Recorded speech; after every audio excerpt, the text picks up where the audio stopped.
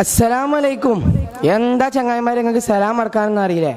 ഇതൊക്കെ വലിയ മോശാട്ടോ. പിന്നെ ഞാൻ ഇങ്ങോട്ട് വരുമ്പോൾ നമ്മുടെ താന്നൂര് പാലല്ലേ, അതിൻ്റെ ചോട്ടിലേ കുറേ ആണുങ്ങൾ പെണ്ണുങ്ങൾ സൊറടിച്ചിരിക്കണ്. എന്താ ബ്രോ ചങ്കെ, ടോട്ടൽ മൊത്തം ഹിറ്റാണ് കേട്ടോ. തുടക്കത്തിലേ തീ മാറ്റിയില്ലേ? കാരണം എന്താ, കൊല്ലും മക്കാലും മജാലിന്നല്ലേ. അങ്ങനെയാണെങ്കിലേ നമ്മുടെ ഇന്നത്തെ കഥ ഒരു ലവ് സ്റ്റോറി തന്നെ ആയിക്കോട്ടെ. എന്തേ പറ്റൂലേ? പണ്ടേ അതിലും പണ്ടേ ഫളുലുല്ലാഹി പറഞ്ഞൊരു സ്വഹാബി ഉണ്ടായിരുന്നു. അങ്ങേർക്കാണെങ്കിലോ നിങ്ങളോട് പറയാലോ ഭയങ്കര ചൊർക്കുന്ന്. ഇപ്പത്തെ സിനിമക്കാരാണ് ചൊർക്കൊന്നല്ല കേട്ടോ. മുത്ത് നബി സൗന്ദര്യത്തിന്റെ സർട്ടിഫിക്കറ്റ് കൊടുത്ത ആളാ. അങ്ങേർക്കൊരു വഴി ഉണ്ടായിരുന്നു. ആ വഴി കണ്ടു കിടന്ന വഴി മൊത്തം പെണ്ണുങ്ങളെ കൊണ്ട് നാറി. കാരണം എന്താ പറയുക, നിങ്ങൾക്ക് ഒളിഞ്ഞു നോക്കാനേ. പക്ഷേ ഇങ്ങേക്ക് ഈ ദുനിയാവിനോട് വലിയ താല്പര്യമൊന്നുമില്ലേന്ന്.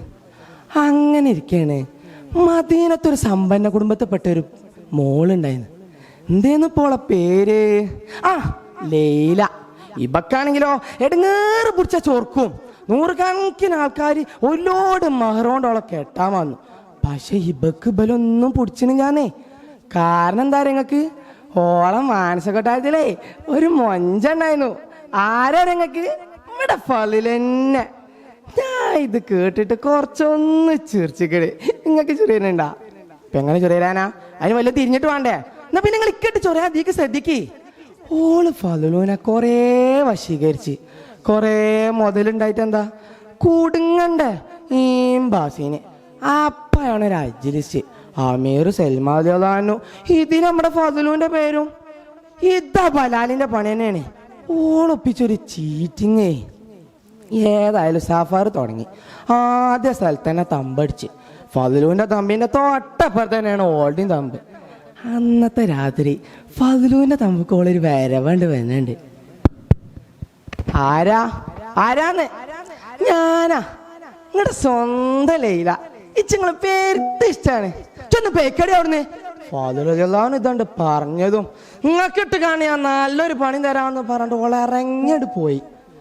പിറ്റേ ദിവസം രാവിലെ നമ്മുടെ സുൽത്താന്റെ ഭാര്യന്റെ മാല കാണാനില്ല. അമീർ സൽമാൻ എല്ലായിടത്തും തപ്പി കിട്ടിയില്ലേ. അവസാനം നമ്മുടെ ഫളുലൂന്റെ തമ്പ. ഫളുലൂനെ സംശയിച്ചിട്ടോ കാര്യമൊന്നും ഇല്ല, എന്നാലും ഒന്ന് തപ്പി വെക്കാറുണ്ട്. തപ്പിയതാ സുബ്ഹാനല്ലാഹ്, മാല ഫളുലൂന്റെ പെട്ടിയില്. കള്ള സുബിയാന്ന് വിളിച്ചിട്ട് ഞാൻ ആകെ കളിയാക്കി.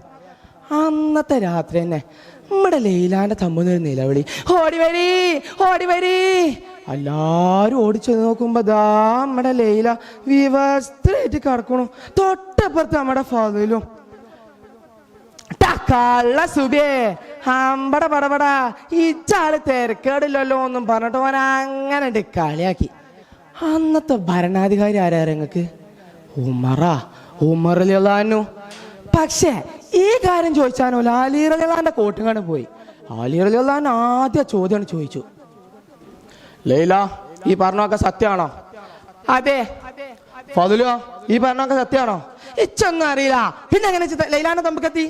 അല്ലാഹു റസൂലു ആലം. ഇതിപ്പോ രണ്ട് കോലായല്ലോ എന്നും പറഞ്ഞിട്ട് അലി റളിയല്ലാഹു ലൈലാന്റെ അടിമനണ്ട് വിളിച്ചു. ഇവളാണെങ്കിലോ ഭർച്ച് നിക്ക. സത്യം പറയടി, എന്താടി അവിടെ ഉണ്ടായത്? ഇവള് ഭർച്ച് പറയാൻ തുടങ്ങി. യജമാനത്തി പറഞ്ഞതെല്ലാം കളവാണ്. ആദ്യത്തെ ദിവസം യജമാനത്തി ഫളുലൂന്റെ തമ്പക്ക് പോയി. രണ്ടാമത്തെ ദിവസം ഇന്റെ കജിലൊരു പൊടി തന്നു. ഞാനത് ഫളുലൂനെ മൂത്തിട്ടു.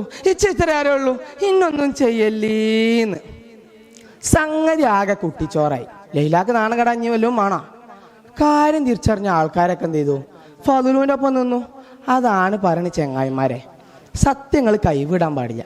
സത്യമേ ജയിക്കൂ. ഇനി വിധി നമുക്ക് ഇൻഷാ അല്ലാഹ് ഇനി കാണട്ടോ. അസ്സലാമു അലൈക്കും.